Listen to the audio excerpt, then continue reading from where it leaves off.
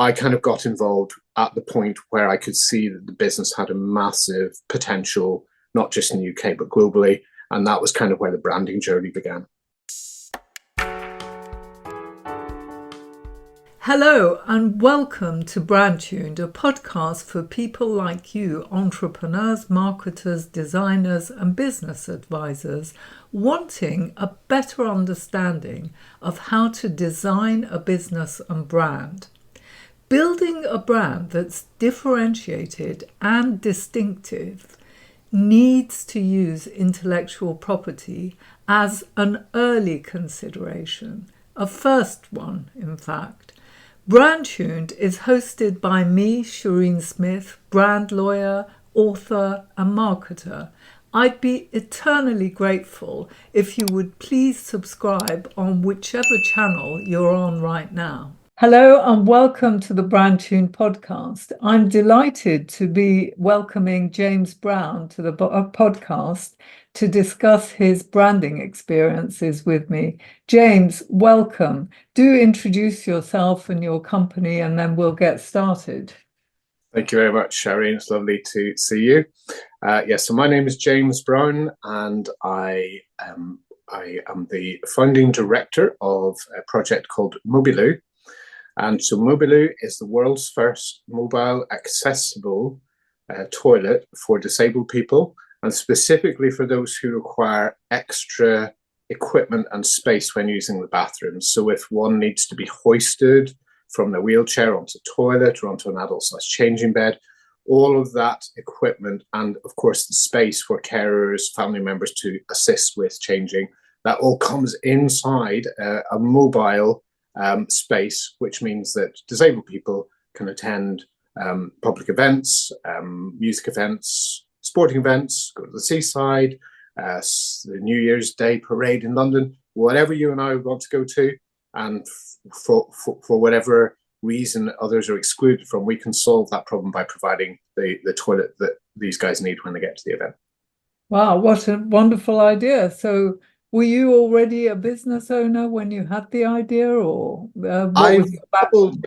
I've dabbled on and off sort of an entrepreneurialism throughout my life, but I've kind of looked at what my actual motivation has been for sort of my odd mixture, my odd kind of composite career, I guess. I've been in teaching, I've worked in local authority, I've been in business, but I think there's an underlying sense of duty, sense of kind of social enterprise, a sense of wanting to make the world better. I'm disabled, I'm visually impaired.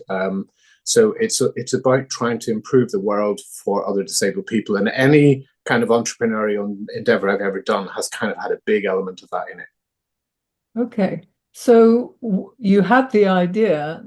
Tell me, how did you go about implementing the idea? What were your first steps?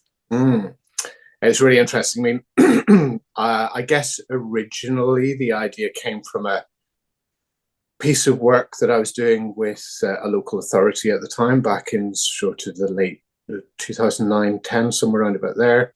And we were running a variety of events for disabled young people, and we called the program Of Course We Can. This was based on an experience I had as a 9-year-old child. I was growing up in the Troubles in Northern Ireland.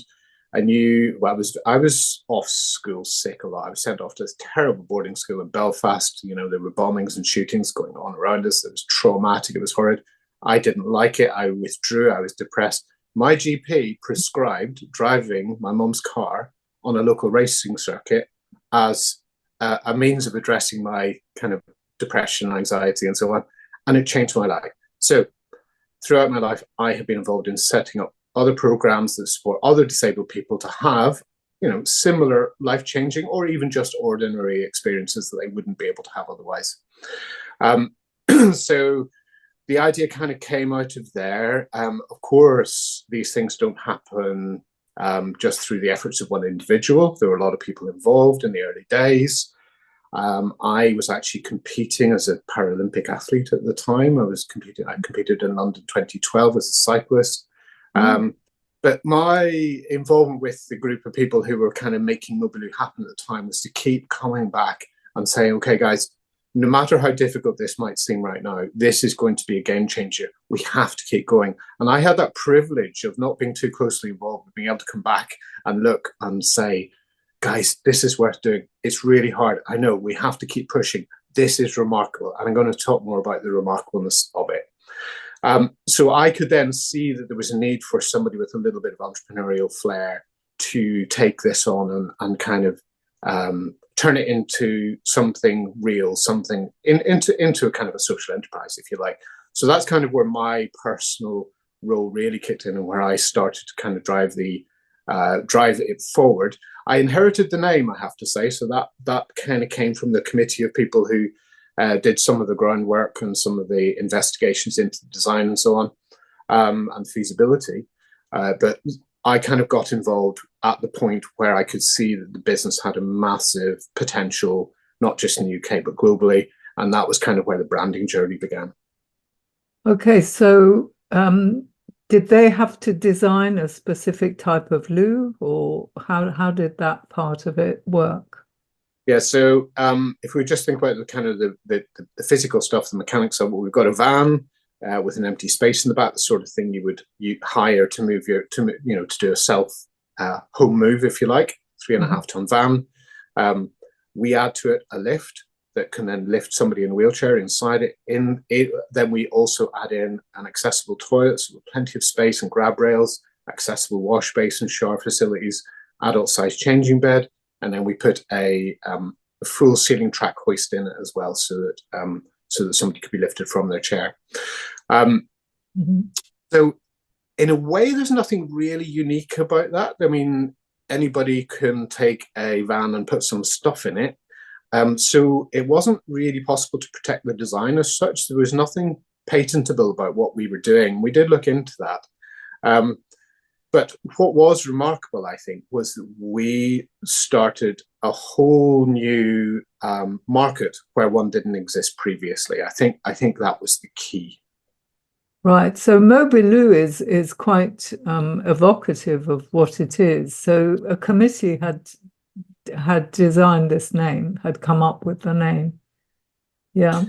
Yes. Yeah. And when you think about it, it makes complete sense. It's a Mobiloo, essentially. Yeah. And it has a nice little ring to it. And it has really stuck and it's proved itself to be a really good choice of name. Okay, so how did you go about creating the business and brand in terms of not the person, but how did you choose someone to work with on the project? We spoke to a number of different people. So we got sort of 3 agencies to pitch in ideas, and they were all really, really different. One agency wanted us to go with a sort of a black and gold sort of image, black van, gold writing, looking at the kind of the sort of the luxury side of what it was we were doing, because we provide these units, we provide somebody who takes them to the event. They keep it clean between every single use. And of course, that is essential for many of our beneficiaries who are medically vulnerable. So one agency kind of really took that as their lead. Another agency was really interested in understanding us as individuals, those of us who were behind the project. And I think in conversations with the agency that we ultimately chose, it was because they wanted not to tell us what to do, but to get to know us and get to know what the business idea was, because this was something that had never happened before. There was no blueprint. There was nothing to copy. At the time, I was reading a book by Seth Godin, who's an American marketing author. One of his books, which I remember to this day, it was called Purple Cow. That's excuse my Northern Irish accent. Purple Cow, COW. story there goes, I don't know if you know the book, Sherry, but he's Yes, going I through, do. Yeah, right, I yeah, know. Well. spots Yeah. this purple cow in the field, and he goes, oh my goodness, that is remarkable. So he Mm. then goes on to sort of write a book about how sort of the conventional approaches to marketing and so on are, possibly had their time. And he talks an awful lot about, making your business remarkable. And if it's remarkable, people will come. And it's no accident that purple is one of the two main colors of the Mobiloo theme, because we really took a big lead out of that. Because everything he was saying in that book really, really applied to us, and it has proven itself really over the history of Mobiloo. We've never advertised. Mm-hmm. Everything has happened through word of mouth. As soon as you get one of these vehicles out at an event, it's visually vibrant. The coloring is really striking. And again, that's no accident. Somebody like me who's visually impaired can spot a Mobiloo from a long way away because it's such a distinctive color.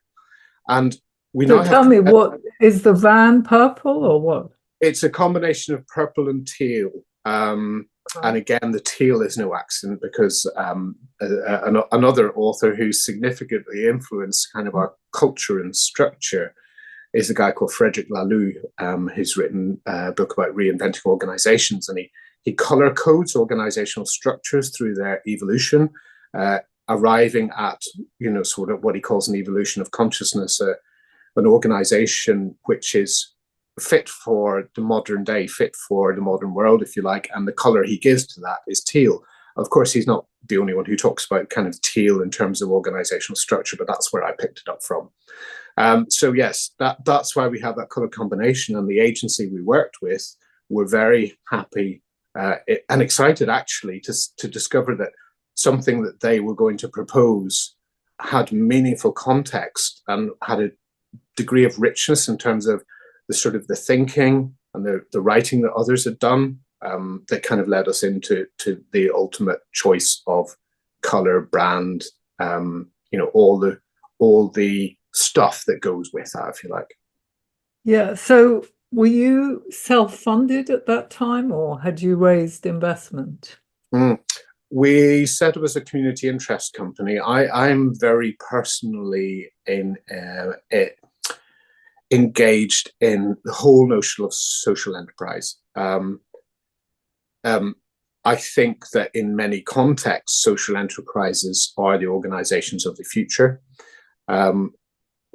We are eligible for grant funding, but if you set up a community interest company, which is like a sort of a limited company, but it has an agreed community purpose, which the community interest company regulator has to agree with. Mm-hmm. We also have an asset lock so that, directors can't just simply disappear off with the assets from the company. It's all very, very strictly controlled, but at the same time, it's small enough not to become unwieldy, and it's also eligible for grant funding. So for me, it was the perfect vehicle for this kind of project. So you talk in terms of we. Who else was involved? I mean, apart from yourself.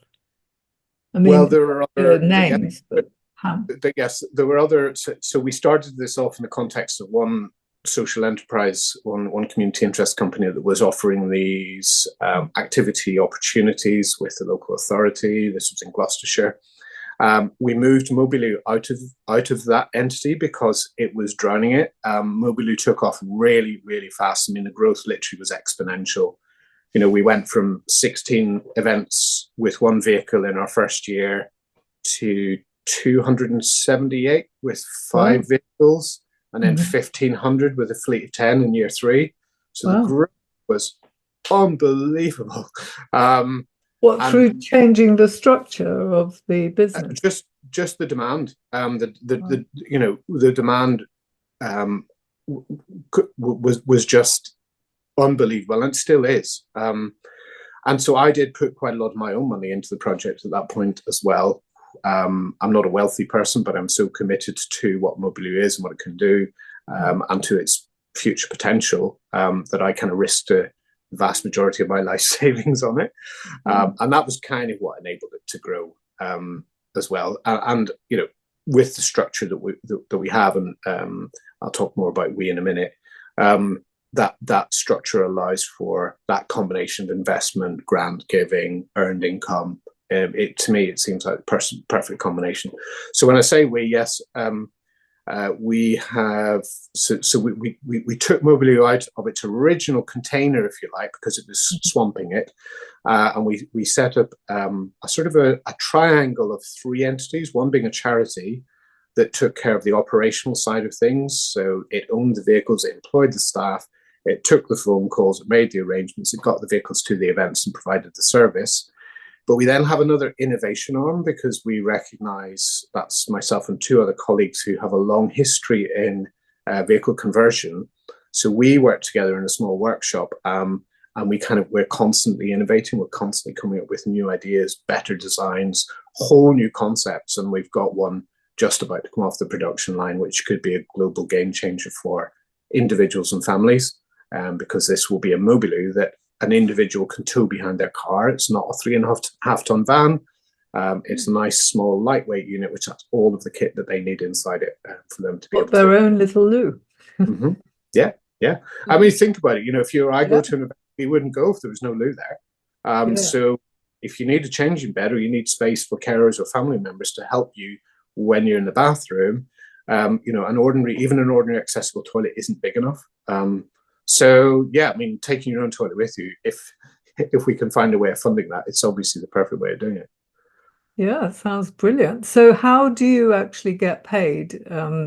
Is it the event organizers who pay you?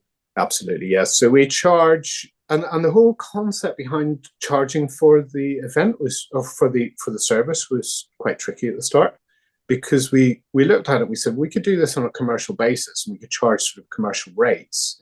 But what's going to happen, most organizations, most event organizers for whom this was a brand new concept, most organizers don't know that there's 250,000 people in the UK who require these facilities, because those people don't go to their events because the facilities aren't there. So it's like a big circle. Once folk become aware, then they go, oh yeah, we need to do this. This is the right thing to do. Arguably, we have a legal duty to do it, and we can earn more money at the turnstiles, because we'll have more customers coming in. So the challenge there was to say, well, do we set this up as a commercial thing? The problem with that we could see was that many fewer people would have even considered hiring a Mobiloo for their event. And to answer your question, yes, that's how we generate almost all of our income. So we set the bar as low as we could, in a way. We set the bar low with the specific intention of rapid growth. And I think, based on the figures I gave earlier, I think, it's pretty apparent that was a successful strategy to pursue. So as I said, we are also eligible for grant funding. So we do bring in some grants whenever there's a specific piece of innovation work to do, or a particular project or whatever. But generally, the project is sort of self-funded through charges to event organisers. Okay, so what did your branding give you in terms of assets? What did you come out with after that branding experience? I mean, did you understand the what and why of brand through the process as well? I think I've come to understand it. I think maybe we were lucky in a way, in that we, Seth Godin, who I've already mentioned, he talks about, starting, don't look for a gap in the market, create your own market. And that's what we did. Inadvertently, in response to a genuine need, we were solving a problem, and we inadvertently created a whole new market that never existed before. So in terms of assets, the agency that worked with us, they were very, very committed, very helpful. They loved what we did. And I've kind of been, reading your emails recently and looking at other sort of work on branding. And, it is so clear that branding is not just the color scheme, the name, the fonts, the logos, the trademarks, which you've got to register and protect, It's also a culture. And we had a very clear culture from the beginning, which was a culture of inclusion and openness. And, trust. And through social media, a sort of a big family has emerged of followers. And, if we want opinions from either our users or our customers, or most often actually parents and carers of those who come to use the Mobiloo, we can just pick up the phone and we can just get online and we can say that we're thinking about this. What do you guys think? So having that kind of community involvement is a big part of the culture and a big part of the sense of belonging that people feel in relation to the brand.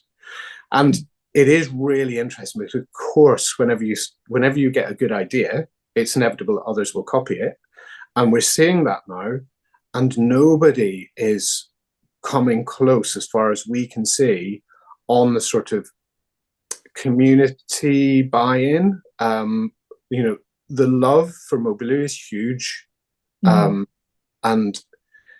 I think that is part of some kind of magical package, which includes brand and community and the people behind the brand as well. So it's much bigger than just something that an agency can give you.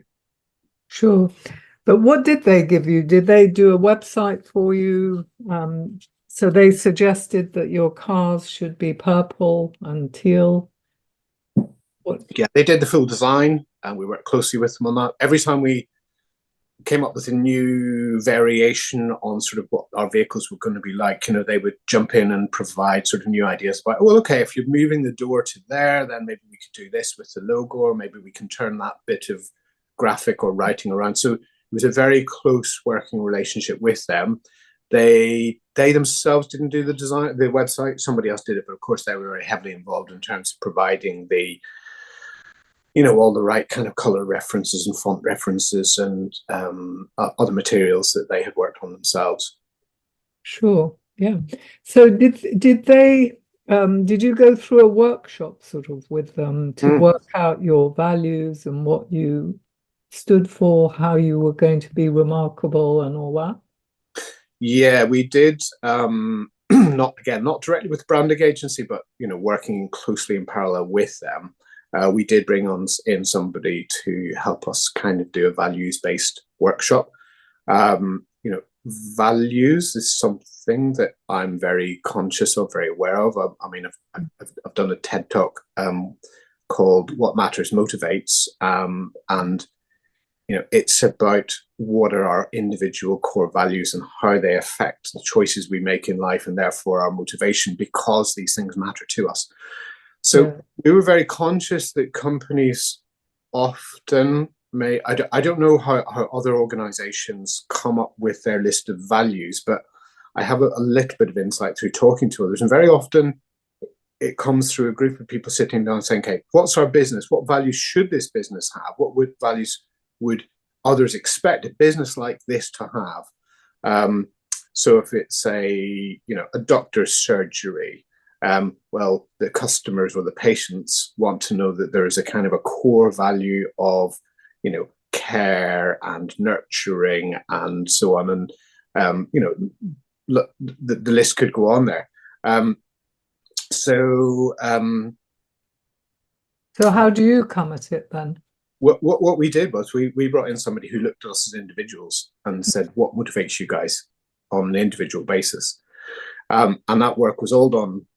That was done with the team of 5 that we had at the time. And the facilitator then took our kind of individual list of core values and then plotted them sort of in a Venn diagram and said, right, these are where the overlaps are. Does this feel like Mobiloo? Does this feel like the team of people who are running this project? And we all agreed, we all bought in, because it was quite simple to do that, because we had gone about it in a sensible and individually focused process. Yeah, sure. I think the brand starts from the inside out. So given that there were 5 of you on the project, that makes sense. So what are your values then? Say again, sorry? What are your values? Personal. It's really interesting. I mean, I've spent most of my life as a Paralympic athlete. I've had a lot of success with, gold medals, world record, long career, 35 years. Most people would say, oh yeah, winning is obviously a value, but actually that's not really the case.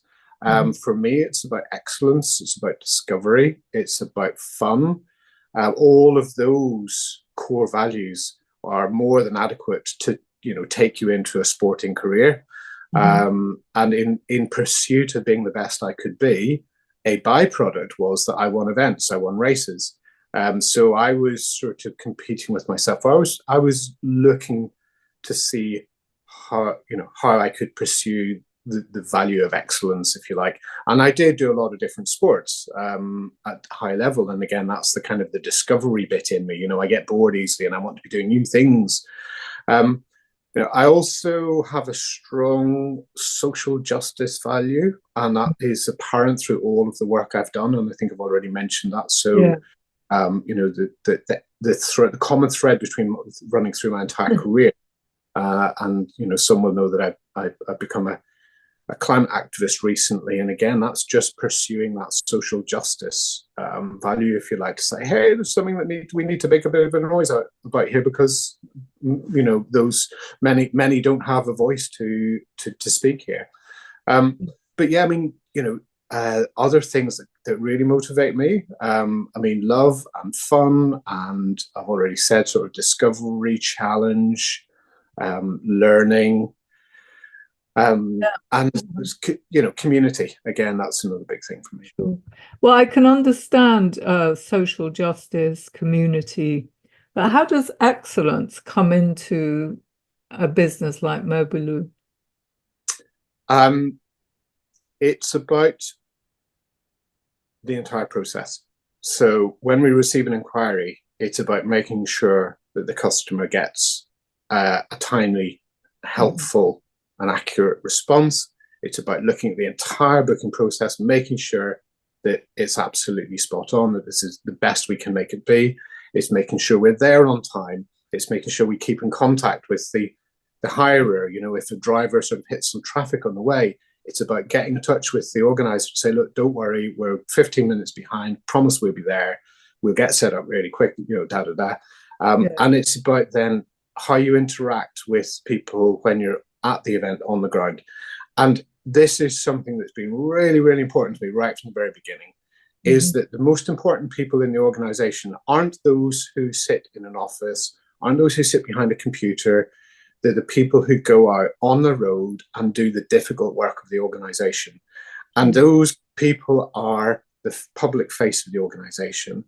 And how they interact with our users and with our customers is absolutely critical to our pursuit of excellence. Then there's the kind of the builds, the way we build the vehicles. The attention to detail is incredible. My two colleagues on the build side of things, they are kind of your stereotypical, everybody has different sort of team roles, if you like, and we use, maybe you've heard of the Belbin system here, but I'm going to refer to one of the roles, which is the completer finisher role. My colleagues who work on the production side, they lean very heavily into the completer finisher side. So they are always pursuing excellence, whether it's in the concept or whether it's in the finished product. And you can see it. You can see it in their thinking. I was listening to a thing about different types of intelligence recently. One of my colleagues doesn't have a degree. He wouldn't consider himself to be the most articulate person when it comes to, writing or speaking or whatever. But boy, does he have aesthetic intelligence in bucket loads. He can see what a project's going to end up with, what it's going to end up looking like before we've even sort of drawn a sketch of it on a piece of paper. And he can see and he follows that through. So that excellence, it drives through every single aspect of the organization, from the kind of the people behind the funding of it, my role, the people who do the build work, but most importantly, the people who go out on the road and actually do the difficult side of the work. Yeah, thanks for explaining that. That's, I'm sure, very interesting for viewers to understand how values have to run through everything you do, and your people, and when you're recruiting, you can use that as a yardstick by which to decide whether to take someone on or not.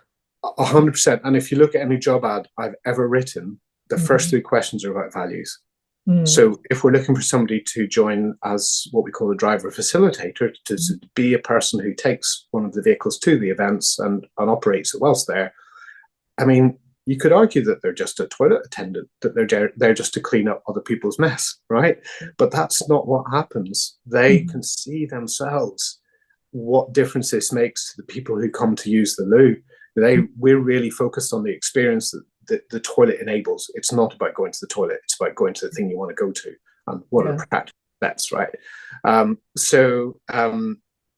I kind of lost the line of the question there again. Sorry. No, it was just a comment that I can understand the importance. Yes, it was the job. Yes, so start off by asking 3 questions about values. Do you want to be involved in an organisation where your opinions matter and where you're heard? Do you want to help to change lives of disabled people around the country? Or do you enjoy traveling, meeting people, going to different kinds of events? Right, and then the next bit is then read on. So you hook in. It's like the elevator pitch, in business, isn't it? You start off with that kind of quick fire hook, which people can look at and they can relate to straight away or not, as they choose, as they see fit. And if the kind of the questions about sort of what motivates them, what their values are, resonate, then they will read on. And the result is that our recruitment is very, very straightforward. We invariably get great people applying to work, and we are quite good, I think, at avoiding the people who may not be in the right headspace to do this work really well. Yeah, that's great. So I love the sound of this take your own loo. You should look into whether you can patent anything that you're developing there. This new idea. Let's talk about that another time. What? Yeah, obviously I don't want to talk about what might constitute a patentable thing on a podcast, but yes, we'd be very happy to talk about it another time. Yeah, it sounds like a brilliant idea, really. Yeah, great. It is. Wish I could say more, but for obvious reasons, I can't. No, you shouldn't actually, because the whole point of patenting is that it must be kept secret until you've actually applied for a patent. Otherwise, you lose the possibility of patenting. Great. So it sounds like a wonderful business, wonderful idea you had, and much needed really in the world. But I imagine also non-disabled people would need access to lose as well. I mean, people as they get older, or pregnant mums, etc., often the facilities aren't adequate for them. So sure. I mean, we've got a very limited capacity, so we use a thing called a cassette toilet in our vehicles. So it's like you would get in a motorhome or caravan. When it fills up, we have to take what's called a cassette out of the back. We have to go and tip that somewhere. So we can't have a very heavy sort of flow of people through. And bear in mind, most of the people who genuinely need the Mobiloo will use the change bed. So they will use adult size nappies or pads or whatever. So the biggest demand is more on our bin than it is on our toilet flush. I'm sorry to get into the details here, but it is right. And so our way of policing, and it is a bit of a job of policing actually, when people come to use the Mobiloo, you're at a festival, there's 20 people in the queue for the Portaloos, they're disgusting, we all know the story, and people will come and say, please don't use the Mobiloo, and we have to have that conversation with them. And if there is a reason that somebody's not able to use the ordinary loos, then of course they can use the Mobiloo. That's the simple. It's not, are you disabled? It's not sort of, let me see your ID. There's, it's simple question. Is there a reason? And so for somebody like me, if I came along, I'm visually impaired. And my reason would be, yes, it's dark. I'm at a festival. The toilets are disgusting. I can't actually see which of the door handles have a red bit or a green bit on to say it's open or not. So I'm going to go along trying to open all the toilet doors and then eventually get into one and then find that it's in an unholy mess. And I'm not able to see the mess, of course, right? So I would go to the Mobiloo and say, can I use the Mobiloo, please? Because I'm visually impaired. This is contextual. It's dark. I can't use the ordinary loos. If somebody was pregnant, likewise, there's all kinds of reasons. Somebody might have a temporary condition, which means that whilst they may not consider themselves to be disabled, they need a particularly hygienic space in order to change a catheter, for example, so they're avoiding sort of risk infection by using the Mobiloo. And that's the sort of stuff we want to support. Okay, so you apply quite a wide definition then to... Yeah, we've learned that. And it's obviously something we keep under constant review as well. We talk about our experience. We talk about what are the things that we say when we're at particular types of events. So if there's an event where there's alcohol, the picture is completely different because then people behave differently. They need to use the toilet more frequently, and they're also less inhibited, so they're more likely to be more insistent. So it's a tricky job to do, and that's why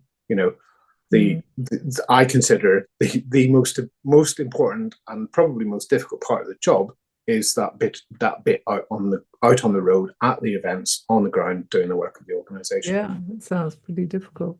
So that I hope you get widespread exposure then, and have more and more events wanting to use you. It sounds like a wonderful facility.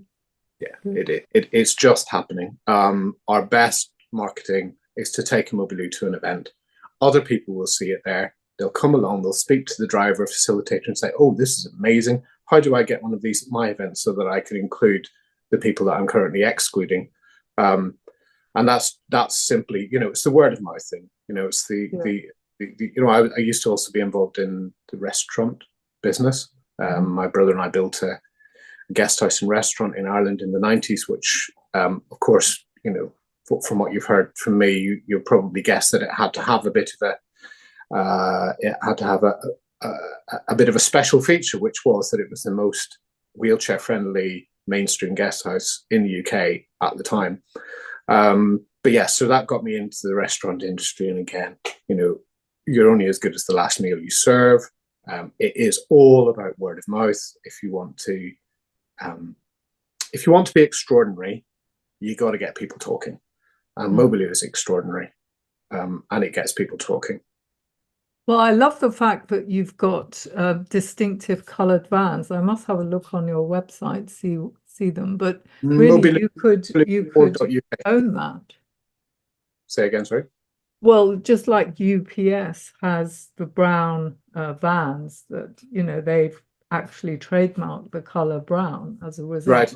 Wow. You could actually look ultimately to trying to trademark that colour and becoming known through it. That's really interesting. Yes. Yeah. Well, I'll look at your website. It sounds very interesting what you're doing. Good. Yeah. Thank you. Great. Well, thank you very much, James, for coming on to the podcast. Just one last thing. How did you actually select the 3 agencies who pitched? I was involved in a couple of sort of